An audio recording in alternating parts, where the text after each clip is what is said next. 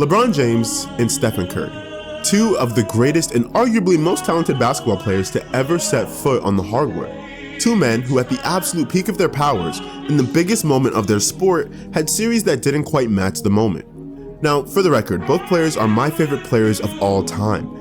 Back in college, I went out of my way to make this poster of them when Team USA beat France for the gold in 2024. I'm not here to tear down either of them, but I'm genuinely curious to find out whose drop-off was worse, and why the context makes it so fascinating.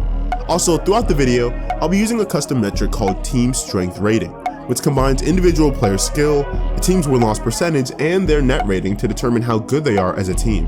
If you want to learn more about how we come up with Team Strength Rating, we're adding a section to our Hooper Labs site called Wide Open, where we'll break down a lot of the data you'll see in these videos.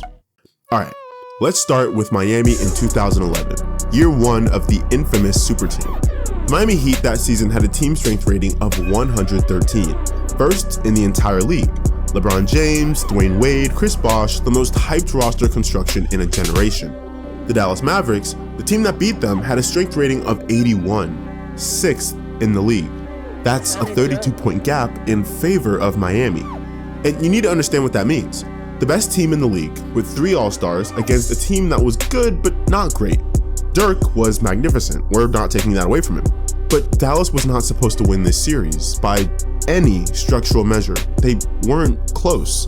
Looking at LeBron James, his regular season scoring average was 26.7. In the finals, it dropped to 17.8. That's nearly 9 points per game gone, a 33% decline.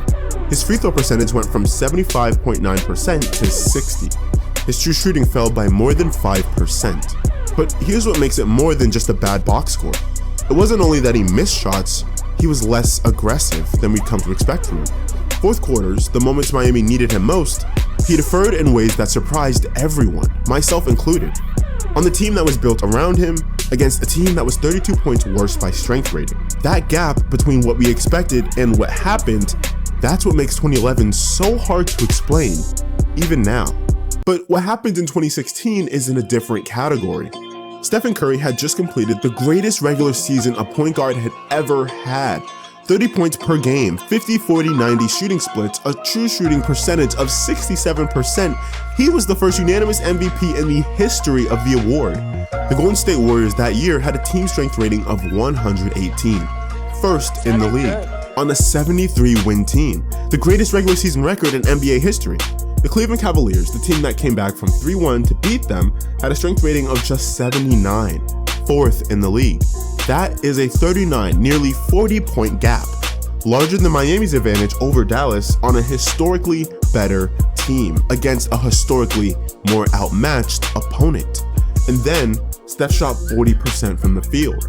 His true shooting collapsed from 67% to 58%. That's a drop-off of 9 points, more than triple what LeBron lost in 2011.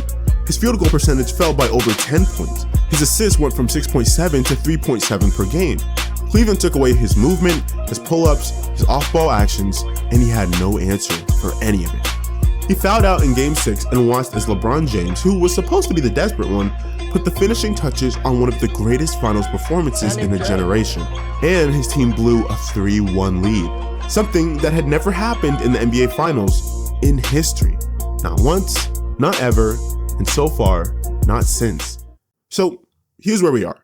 LeBron James on the most hyped roster in a generation, a 32-point strength rating advantage over Dallas, and a superstar whose points per game dropped by a third, shot 60% from the free throw line, and went quiet in the fourth quarters on one of the greatest stages in basketball. Steph Curry, the unanimous MVP, the greatest regular season record in NBA history, a 40-point strength rating advantage over Cleveland, up 3 games to 1, and a superstar who shot 40% from the field, lost 9 points of true shooting, and watched his assists get cut in half. One player disappeared, the other was dismantled.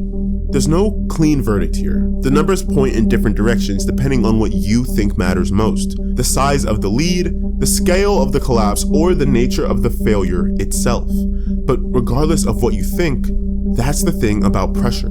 It doesn't care about what you were supposed to do. It only cares about what you did when it mattered most.